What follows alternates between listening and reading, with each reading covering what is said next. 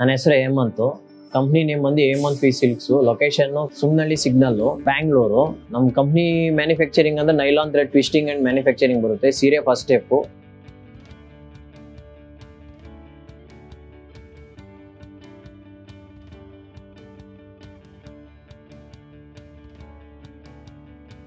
ನಮ್ಮಪ್ಪ ಇದೇ ಡಿಪಾರ್ಟ್ಮೆಂಟ್ ಇಲ್ಲಿದ್ದು. ಅವ್ರಿಗೆ ಹತ್ತತ್ರ 20-25 ವರ್ಷ ಎಕ್ಸ್ಪೀರಿಯನ್ಸ್ ಇದೆ. ಆಮೇಲೆ ಈ GST ಬಂತು, ಅವ್ರಿಗೆ ಮೇಂಟೈನ್ ಮಾಡಕ್ ಬರಲ್ಲ, ಏನಿಲ್ಲ. ಆ ತರ ಇದಾದ್ಮೇಲೆ ನನಗೆ ಟೇಕ್ ಓವರ್ ಮಾಡಿದ್ರು. ಈ ನೆಕ್ಸ್ಟ್ ಇದು ಬಿಸ್ನೆಸ್ ಟೇಕ್ ಓವರ್ ಆದ್ಮೇಲೆ ಈ ತರ ಹಿಂಗ್ ಲೋನ್ ಮಾಡ್ಬೇಕು ಅಂತ ನಾನು ನೋಡ್ಕೊಂಡಾಗ ಅವಾಗ ನನ್ನ ಹತ್ರ ಮೇನ್ ಪ್ರಾಬ್ಲಮ್ ಅಂದ್ರೆ ನಮ್ಮ ಹತ್ರ ಓನರ್ಸ್ ಪ್ರೂಫ್ ಯಾವ್ದು ಇಲ್ಲ. ಓನರ್ಸ್ ಪ್ರೂಫ್ ಇಲ್ದಿರೋ ಕಾರಣ ನನ್ಗೆ ಯಾವ್ದು ಲೋನ್ ಕೊಡಲ್ಲ.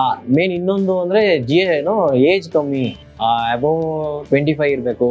ಅದಲ್ಲೇ ಇವಾಗ ಫ್ಯಾಕ್ಟ್ರಿ ಶಿಫ್ಟ್ ಮಾಡಬೇಕು ಅನ್ನೋ ಟೈಮಲ್ಲಿ ಶಿಫ್ಟ್ ಮಾಡೋದು. ಈಗ ಸುಮ್ನಹಳ್ಳಿ ಸಿಗ್ನಲ್ಗೆ ಇವಾಗ ಬಂದಿದ್ದೀವಿ.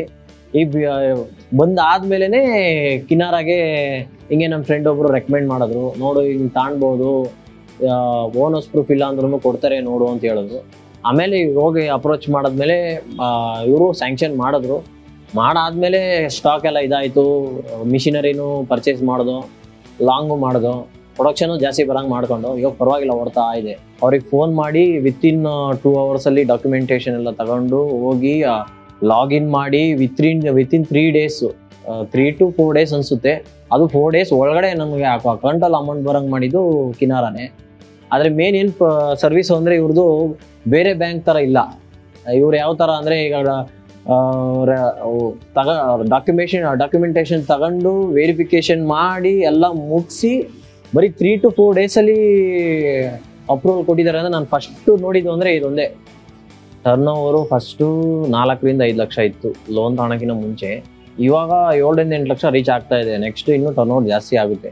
ಕಿನಾರಾ ಮೇನು ಯೂತ್ಗೆ ಇನ್ಸ್ಪಿರೇಷನ್ ಆಗಿ ಬೆಳೀತಾ ಇದೆ. ಇನ್ನೂ ಬೆಳೀಲಿ.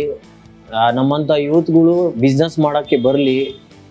ನನ್ನ ಥರ ಇರೋರಿಗೆ ಮೇನ್ ಅವ್ರಿಗೆ ಸಪೋರ್ಟ್ ಇದ್ದರೆ ಇಂಡಿಯಾದ ಇದು ಎಕಾನಮಿನೂ ಜಾಸ್ತಿ ಆಗುತ್ತೆ.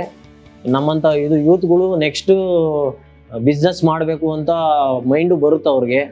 ಈ ಥರ ಎಲ್ಲರಿಗೂ ಪ್ರೋತ್ಸಾಹ ಕೊಡಲಿ. ನನಗೆ ಈ ಥರ ಹೆಲ್ಪ್ ಮಾಡೋದಕ್ಕೆ ಥ್ಯಾಂಕ್ ಯು ಕಿನಾರಾ.